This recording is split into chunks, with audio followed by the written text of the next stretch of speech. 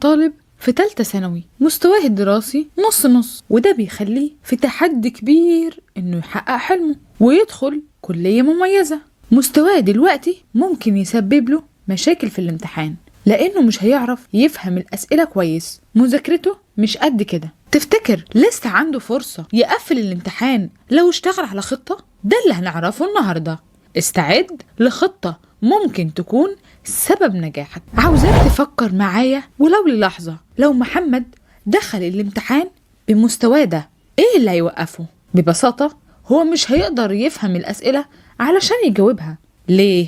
لأنه مش حافظ كلمات كفاية تساعده يفهم، زي كلمات analysis و deep اللي بتتكرر كتير في الامتحان. طب تخيل لو الامتحان جه مترجم بالعربي، ساعتها محمد كان هيقفل بسهولة. يبقى المشكلة الأساسية عنده هي نقص الكلمات. محمد بالفعل حاول يحل الموضوع وقعد يحفظ كلمات. من 4 شهور بدأ يحفظ كلمات لكنه نسي أغلبها بسرعة. كان بيحفظ عشوائي ومش عارف إذا كانت الكلمات دي مهمة ولا لأ، وبعد 5 أيام زهق ووقف حفظ وخرج من التجربة وهو كاره الإنجليزي أكتر من الأول.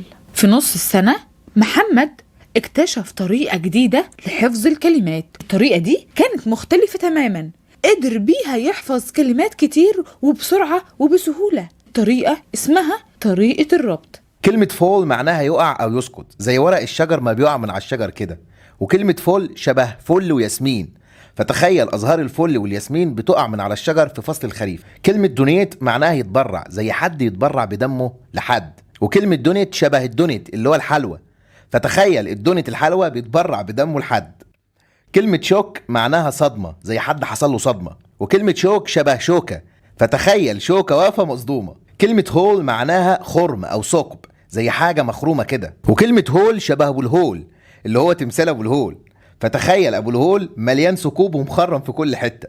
الطريقة دي فعلا غريبة وممتعة، بتخلي الكلمة تثبت في دماغك من أول مرة. ومن هنا بدأت رحلة محمد لتحقيق حلمه. محمد فكر وقال طب لو ركزت على الطريقة دي ممكن أحفظ كل الكلمات اللي محتاجها. لكن التحدي كان كبير، كان لازم يحفظ كلمات منهجه وكمان الكلمات اللي متراكمة من السنين اللي فاتت. المشكلة الأكبر إن 80% من امتحان الثانوية بيجي من كلمات خارج المنهج. محمد لقى موقع اسمه مربوطة، وده كان الحل المثالي ليه. الموقع ده متخصص في الكلمات ووفر له كلمات منهج تالتة ثانوي بشكل منظم جدا. كمان في 5000 كلمة الأكثر استخداما في الإنجليزي. الكلمات دي لو طالب الثانوية حفظها هيقدر يشوف الامتحان كأنه مكتوب بالعربي.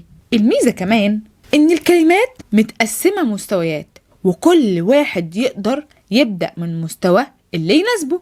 في وقت قصير جدا محمد قدر يحفظ كل كلمات منهجه وكمان الكلمات المهمة من خارج المنهج. ده حسن نفسيته جدا وخلاه يركز أكتر في باقي المواد. النهاردة محمد بقى طالب في كلية الطب البشري. انت كمان تقدر تحقق حلمك زي محمد. ادخل على موقع مربوطة واملى بياناتك من اللينك اللي تحت الفيديو. سلام.